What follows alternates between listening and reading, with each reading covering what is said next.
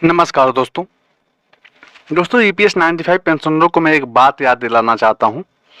दोस्तों, जब महाराष्ट्र में हमारा चुनाव था, बिल्कुल नज़दीक था, हम लोग फैसला ले चुके थे क्योंकि हमारी ईपीएस 95 पेंशन बढ़ोतरी नहीं हो रही थी।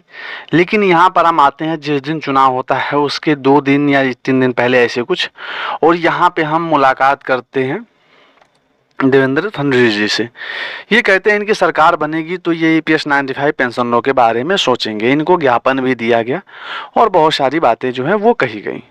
हालांकि इस समय अगर आप देखोगे तो कितनी बार इन्होंने बात को उठाया, और यहाँ पे हमने लोगों को सवाल करना होगा। अभी सरकार से ही, सरकार के ही तो मंत्री हैं, इनको कम से कम हमारी बात को उठाना चाहिए था, फिर दोबारा हमसे मुलाकात करना चाहिए था। हमारे यहाँ पे सभी संबंध जो है वो लोग गए, रमाकांत नरगुन जी हैं और भी बहुत सारे हमारे सहयोगी हैं, इन लोगों ने जाकर ज्ञापन दिया, मुलाकात की और फुल सपोर्ट किया। वहाँ पे महाराष्ट्र के चुनाव में फुल सपोर्ट किया, और हम जो है सरकार को ज्ञापन देते हैं। और हमारे साथ होता क्या है, हम जो चाहते हैं कि हमारी ईपीएस 95 पेंशन की बढ़ोतरी हो, क्या हमारी पेंशन की बढ़ोतरी हुई?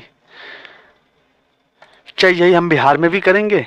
ऐसे ही बिहार में भी हम अपनाएंगे? अगर हमारी सरकार काम नहीं करती है तो हमको एक एसएससी लेना पड़ेगा, हमें एक अपना काम करना पड़ेगा। हम कब तक लोगों से मुलाकात करते रहेंगे, यहाँ वहाँ भटकते रहेंगे, हर बार ज्ञापन देते रहेंगे?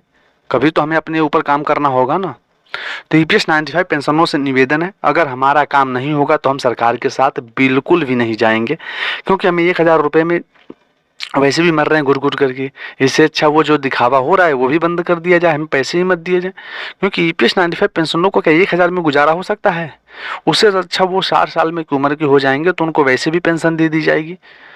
या हम सांसद महोदय से मिलते हैं, उनको सपोर्ट करते हैं, उसके बाद भी हमारा काम नहीं होता है। एक बार भी, अगर हम इतना जानते हैं, महाराष्ट्र का सरकार चुनने के बाद एक बार भी हमारे बातों को उठाया गया हो या हमसे मुलाकात की गई हो, हमारी ईपीएस 95 पेंशनरों को आश्वासन दिया गया हो कि आपका काम होगा। हर बार जो हम इस प्रकार के जाते हैं और इस प्रकार से मूर्ख बन जाते हैं।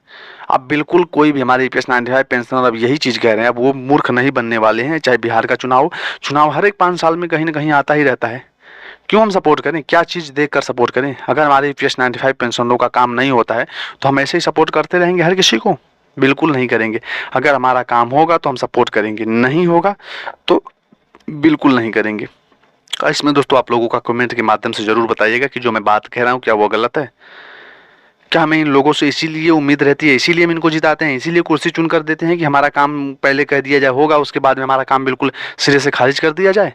अगर एक बार भी हमारी बातों को उठाया गया होता या हमसे मुलाकात की गई होती या हमें आश्वासन दिया गया होता तो हम मानते हैं हाँ हमारे लिए किया गया। महाराष्ट्र का चुनाव बिल्कुल पलट जाता। हकीकत में बता रहा हूँ, अगर यहाँ एनएससी ने संगठन ने साथ नहीं दिया होता या सर पे हाथ नहीं रखा होता तो कभी भी जीत नहीं पाती यहाँ पे महाराष्ट्र में जो है बीजेपी सरकार, चुनी हुई सरकार। लेकिन अब यही है, यूपी में भी जिता के रखे हुए हैं, महाराष्ट्र में भी जिता के रखे हुए हैं, उसके बाद हमारे काम को बस खींचा जा रहा है। बुजुर्गों रोड पे घूमने को तैयार हैं, रोड पे भटक रहे हैं।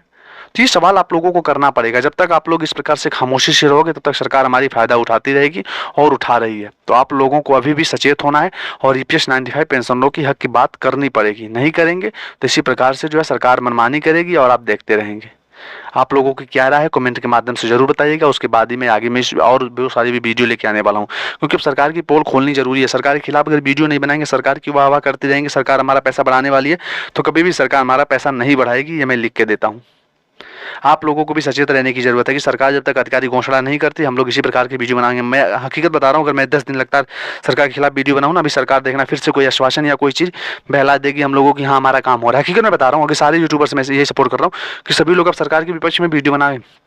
कोई पता करता नहीं है, मैं पत्रकार थोड़ी हूँ, मैं तो यूट्यूबर हूँ, वीडियो उठाता हूँ, यहाँ वहाँ से एडिट करके डालता हूँ। सीधी बात है। हम ईपीएस 95 पेंशनरों की लड़ाई लड़ रहे हैं, ईपीएस 95 पेंशनरों की बात कर रहे हैं, सीधी बात है। कोई खबर आ गई हमारी ईपीएस 95 पेंशनरों को अच्छी लग रही है, वो चीज़ हम दिखा दे रहे हैं चैनल पे, हमें कोई ज़रूरत नहीं है।